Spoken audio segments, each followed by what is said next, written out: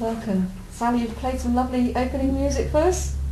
Very nice. So hopefully we're all in the zone for a quiet, meditative experience this afternoon. Those of you who are at the meeting on Friday know, and we've talked about the change of program. We're having a silent meditation in the middle.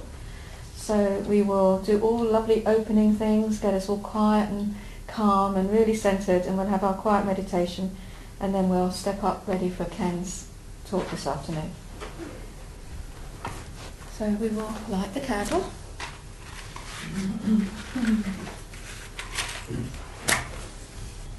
I'll put that back so that you can all see the candle. And take a moment just to focus in on the light that the candle represents, the light that we see physically with our eyes there, but also the light that we can choose to see spiritually, our inner eye, choosing to see our inner light. And taking a moment to connect with the inner light. Some people like to hold the third eye image, the light there. Others may like to hold the light in their hearts. But really getting that awareness of the light that shines in all of us, the light that we are, and recognizing that light. I know it's the light that brings us together. It gives us this opportunity to come and experience the real feelings that we get when two or more are gathered together in God's name, in that name of truth, of love, of light. And so let's take a moment to open to knowing and seeing the light in each other. I know that together the energy is building and growing.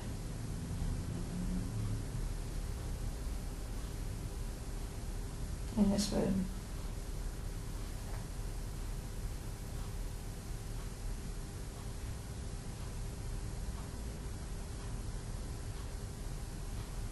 And there are others that we know of that would choose to be here today if they could. Others that have other things that they're doing, but we know a part of our circle here, this Sunday gathering. So let's take a moment to draw them in and see the light that they are.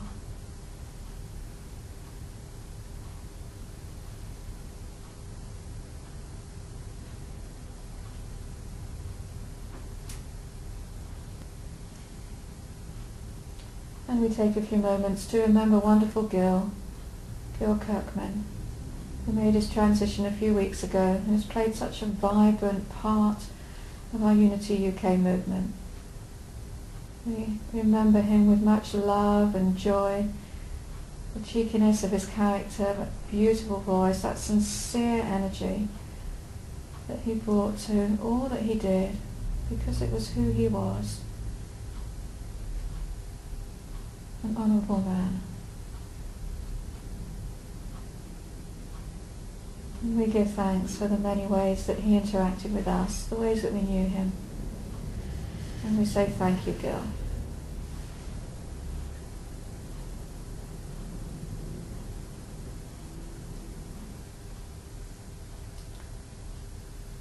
And so we bring our awareness back now to the space in the room here, the energy again that we're creating together. And Sally is going to play for us, Surely the Presence. And for those of you that know it, hum along or sing along both times.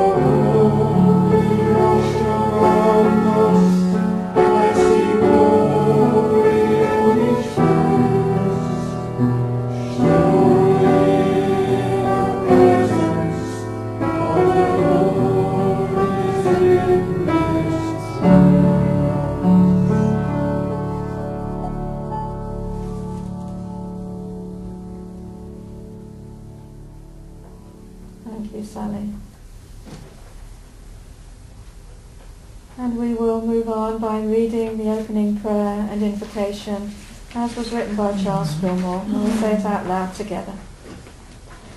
I am now in the presence of pure being, immersed in the Holy Spirit of life, love and wisdom. I acknowledge thy presence and thy power, O blessed Spirit. In thy divine wisdom, now erase my mortal limitations, and from thy pure substance of love, bring into manifestation my world according to thy perfect law. Thank you. So our word for today is forgive. As I forgive others, I am centered in peace. When Jesus taught his disciples the importance of forgiveness, he was not just speaking of a moral imperative, but of a practical spiritual guide. When I hold on to attitudes of anger, judgment, blame, and resentment towards others, I am weighing down my own consciousness and blocking the free flow of divine energy within and through me. As I choose to forgive, I dissolve the blockage within. Certainly, my choice for forgiveness will have a positive impact on those I forgive, whether or not they consciously recognise and accept it. But I am powerless over others' choices. I am simply left with the opportunity to feel lighter and more loving as I forgive. Truly, as I forgive others, I am centered in peace. And from Matthew 18:22, Jesus said to him, not 7 times, but I tell you, 77 times. So I think we return to the affirmation at the top of the page, and we say it 3 times, as I, as you, and as we, as best we can. As I forgive others, I am centered in peace. As you forgive others, you are centered in peace. As we forgive others, we are centered in peace. Well, I'm delighted to welcome Ken to our shores once more. To entertain, to illuminate, to share wisdom. Thank you for being here, Ken. Hello everyone. Picture the scene, if you will, please. Our eyes met across a crowded room, and suddenly, for me, the air tasted sweeter. The world was more beautiful. Our hearts and our minds were joined, and there was a purpose and a meaning to life. I could hardly move. I was holding things, and because of the crowd, I just held up my hands to show her, and she smiled, and her gaze was only for me. And was that a look of longing on her face?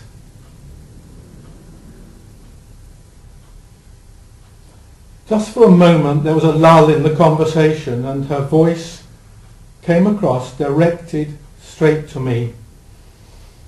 2 gin and tonics, waiter, and not so much ice next time.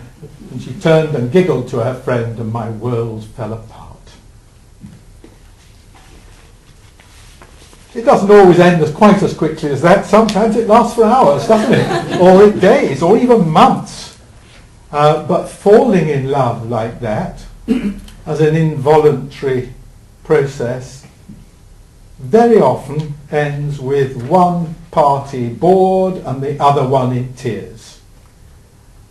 It's the very worst basis for marriage. You know, you go to the altar, I'd like you now to go and swear to remain in that intoxicated and unnatural state until death do you part. I don't think so. It's built on illusion. It's involuntary, like Marlene Dietrich used to sing, falling in love again, never wanted to. What am I to do? I can't help it.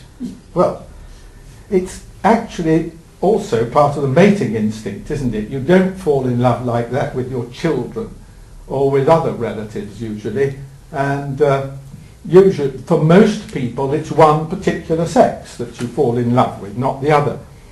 And it's built on need, not on growth. But the fact is that the thousands of films, the hundreds of thousands of books, and the millions of magazines and stories are about that, aren't they? They're about that wonderful, shattering feeling that everything is all right. It's safe. I've discovered what my life is for. And that wonderful feeling is akin to the nirvana of the Buddhists.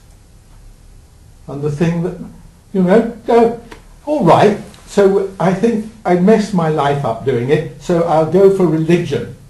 And what about love? Oh yes, we are into love. Jesus says love one another, and so does St. Paul. But when did you see him in a film starring with Scarlett Johansson? Not very often. I want the emotional drama of boy meets girl, boy loses girl, girl thinks thank goodness for that, then boy gets girl back again, and she says push off, whatever, however it's wrapped up. But is there a way of combining those messages? What do I do when St. Paul says love one another? Well, all right, how do I do that? Where is the explanation of how to do it?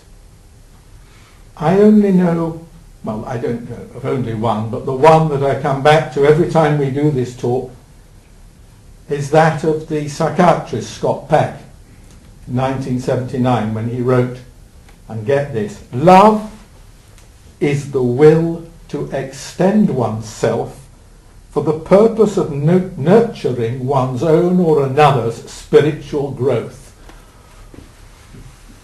Oh, you say, oh, is that, yes, right, well, all right. No, let's get back to the other story, can we? It's more exciting.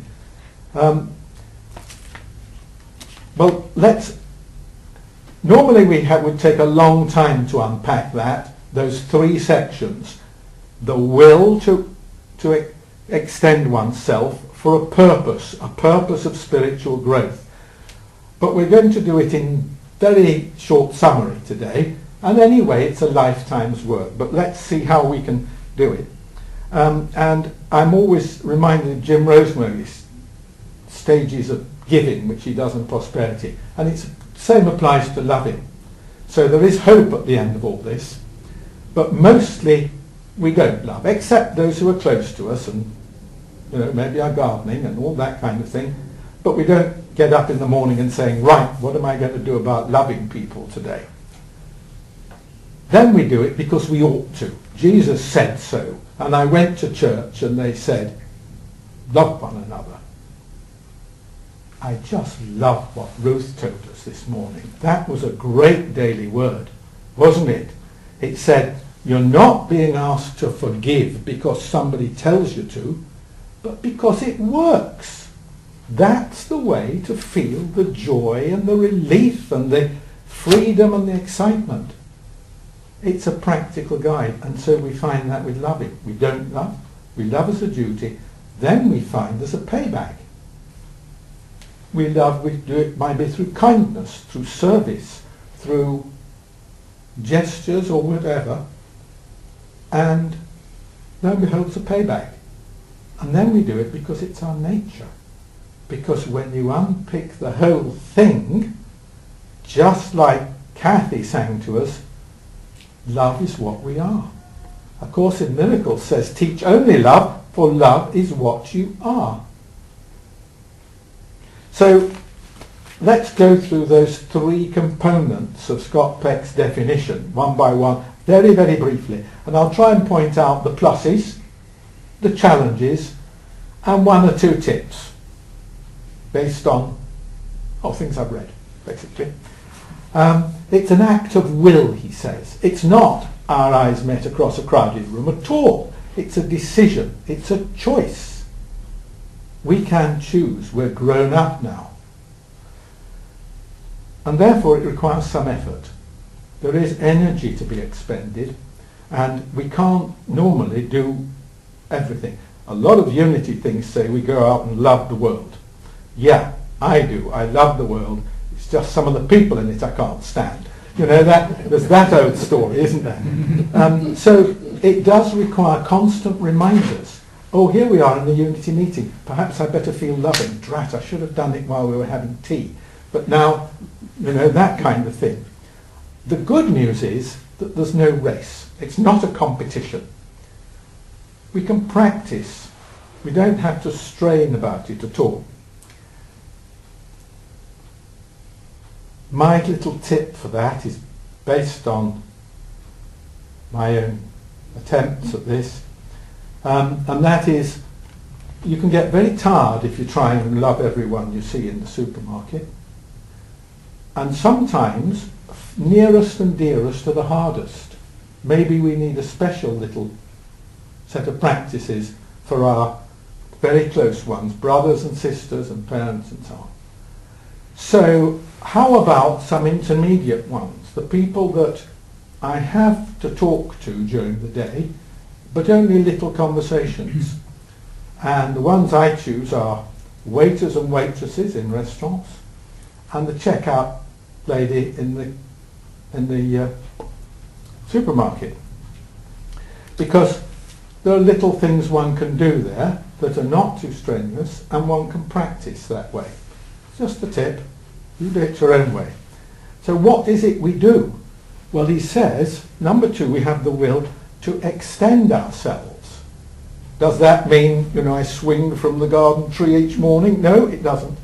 He's talking about ego boundaries. So 2 minutes of explanation. Newborn babies don't have an ego boundary. When they're hungry, the whole world is hungry. When they're hurting, the whole world is hurting. There is no distinction between me and the rest of the world. And gradually they find that when they are hungry and they call, somebody responds. Oh good, the world obeys my screaming. That's what I'll do. And then it learns that no, that's just mummy. And then it learns sometimes mummy doesn't. Even a good mummy can't respond immediately. And so we go through the terrible twos then, where we fight.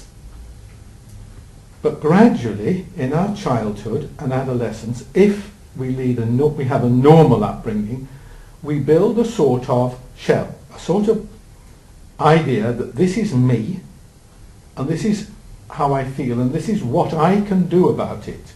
And outside that, there is something over which I don't have much control. So here's what I can do, there's what I can't manage. And what he's saying is that loving is learning to soften that boundary. When it's formed, so usually you can't do it till you're adult. You try when you're a teenager and hash it up.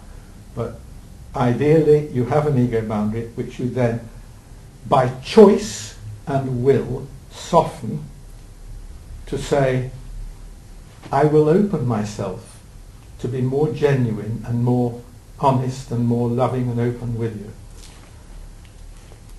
And Ruth explained to us this morning that one of the key things about that is getting rid of the blockages, getting things out of the way by forgiveness. But it does again require attention. It requires energy, because we need patience and tolerance and kindness with the waiter or waitress and the thing. So, and easy does it. Now, this is a whole lot of workshops in itself. My tip is this, on this, you've got to be careful, especially in unity, or anything where we say we love one another. You come out all lovey-dovey, we talked about this the other day, and you come home and your spouse may be saying, I've had a problem with the dishwasher and the lawnmower, and you go, blah, blah, blah. You know, here I am opening my boundaries and suddenly I'm bombarded. I liken it to a cockle shell, you know, with the hard outside and the soft inside, and getting the timing wrong. You know, when the tide comes in, cockle shell opens, full of lovely nutrients. And when the tide goes out and the seagull comes down, it closes its shell. It's very easy to get that timing wrong. However, so you can, in unity things, very often we say, I love you, and we hug and things like that. But if you get that wrong, men can recoil, and ladies can think you're making improper suggestions. So I have heard say. So you really need, so one of the best things I find is exactly what they say in unity, which is the silent blessing. And just picture, namaste, namaskar. You have a spirit around you. A wonderful shining angel is over you. And so have I. And they're grinning at one another and embracing. Or even sometimes there is a spirit above it with one hand on your head and one hand on mine. And I find that in meetings, and I go to a lot of meetings of people who are like this, not answering back. And I can imagine that sort of thing. And I come away feeling better. Now, I also have a thing which Susan sometimes wonders about, whereas if they're wearing a badge in the supermarket, I use their name and I say, oh, thanks very much, Ishmael, what's your day going like? And, how's your afternoon? Thanks, Emily. And mostly they like it. Mostly people find you can feel a response, a little bit of rapport about it. So fine, so that's the will to extend oneself. So I can make my mind up that today, when I go to the supermarket, I will make a little bit of effort. I might forget it most of the day, but in these situations, or with the hairdresser, I will open up and be more kind and more considerate. And now, how about that being spiritual growth? One of the difficulties is that one can have this feeling of total openness and total freedom about a stamp collection, or a hobby, or more significantly pets. For many people, their pet is their real love anchor, and it's a wonderful thing, and it extends your life and improves your health, as we know. But it isn't what Scott Peck is talking about, because he's talking about something which will lead to those feelings that we wanted when we fell in love. Very, very briefly, we had something which was a bit like heaven. And he says that comes from something called spiritual growth. And I don't, frankly, know how to describe that. I really don't know what it means. So what I think is that when it's not obvious, they have to do like, we used to say this in the seminary, trust the process. And I used to think, I don't know what they mean. But it's the faith thing. When you can't see what's happening, just trust that something is changing within you and in your perception of the world, and it may come to you as looking like magic or it's coming through someone else. But just do it, and the assurance that it's working will come. Little tip, one of the best I know about, because it is so easy. All of these things are fraught with the possibility that you can say, pretty good, isn't it, eh? I've really got the hang of this, aren't I smart? And looking for the payback. And it's great because the payback does come, but that's not our ultimate goal. And one of the best little slogans that I know for this is, today I will do someone a good turn and not get found out. If anybody knows of it, it will not count. Not always the easiest thing to do, because we do look for payback.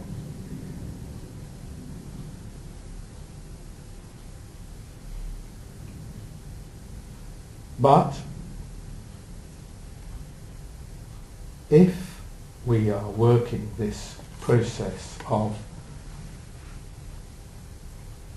mature and considered decision, not only to feel but to act, and we are doing it in a way that's appropriate and opening ourselves so that if you like, the heart-to-heart connection comes, then two things happen. And the Buddhists, I think, put this best of all.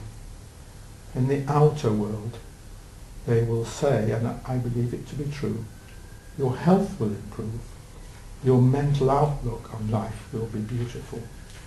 People, men and women, will be drawn to you. People actually come and say, I love you. Out of nowhere.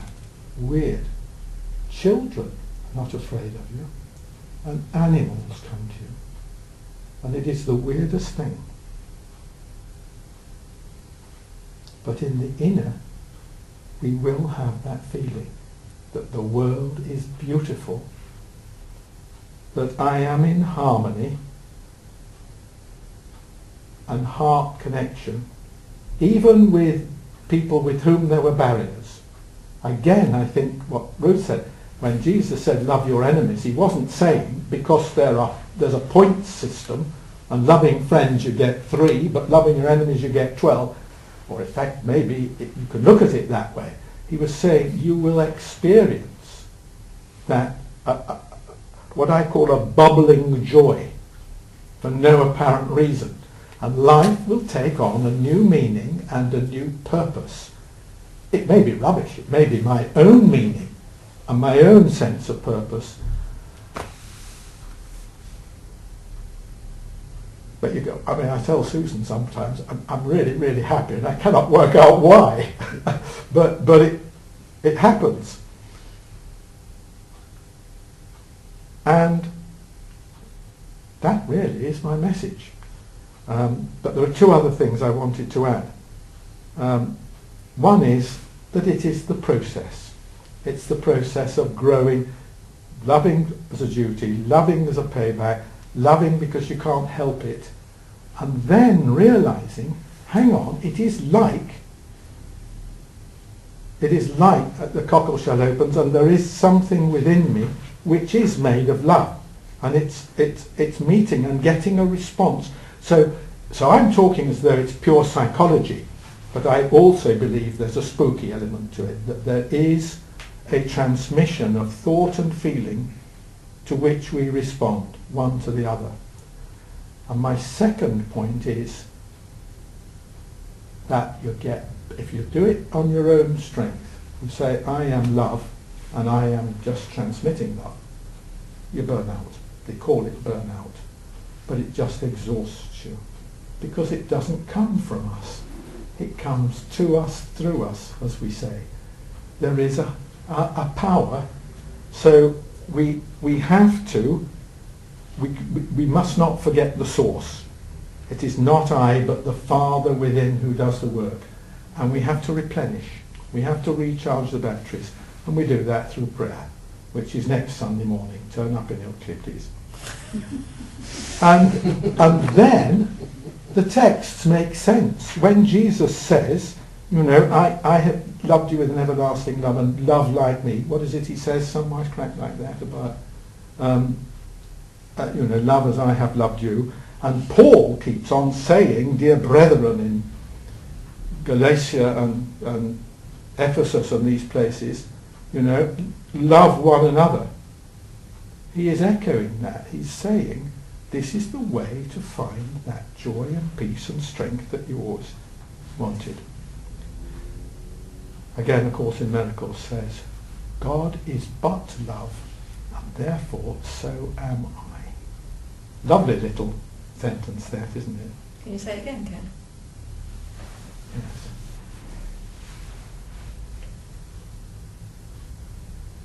It is not, there's a precursor to it which I forget, but then it says down there, God is but love, and therefore so am I.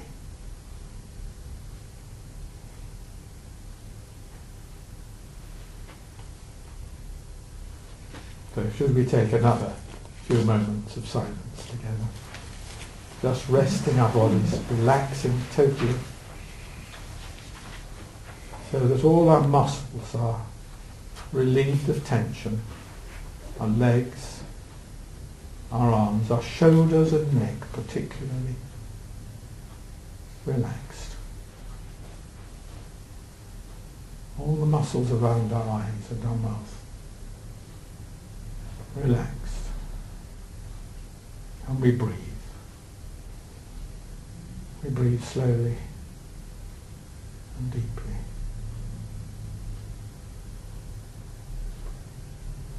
Releasing with each out-breath any concern, any tension, and breathing in peace and strength.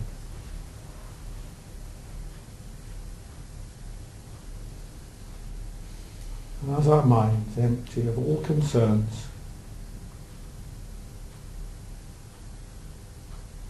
imagine that there is a presence. It may appear to you as Jesus, or as a guardian angel, or a pure spirit of love.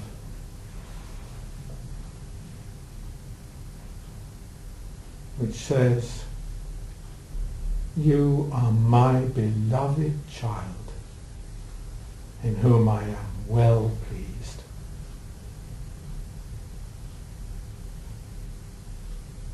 You are so precious. You are so beautiful.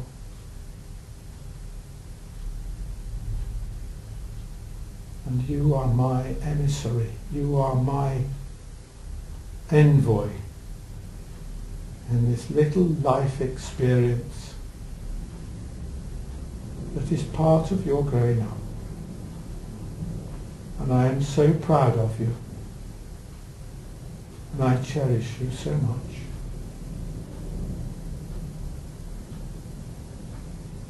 And all through this day I will be with you. Remember that I love you. So we breathe again, deeply and slowly. We feel the relaxation as we move our fingers and toes. Flutter our little eyelids.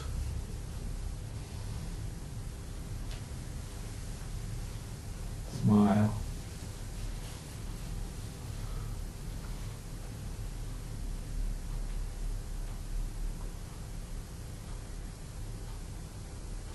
Come back to the rest of the service today. God bless you. God bless you. Well, let's take a moment just to give thanks. We celebrate. We have a dream. We have music to sing. We have love to share. We have much to give and much to receive. So we're grateful for the opportunity of being present this afternoon together here in the room and online. And as we go forth from here, we take this gift of love. We take our dreams with us. And we shed the light. We be the light that we are. Amen. Amen. Okay. So we're going to have the peace song. Okay. Thank you, Sally. Ready? Yeah.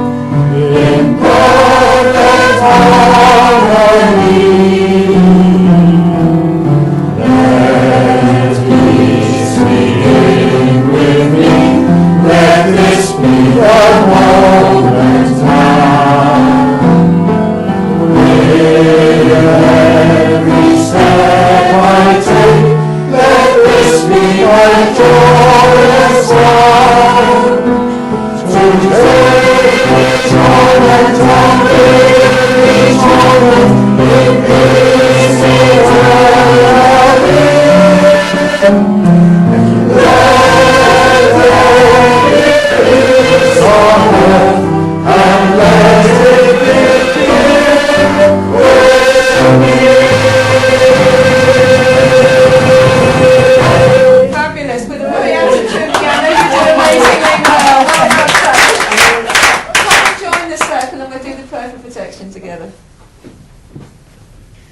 The light of God surrounds us. The love of God enfolds us. The power of God protects us. The presence of God watches over us. Wherever we are, God is.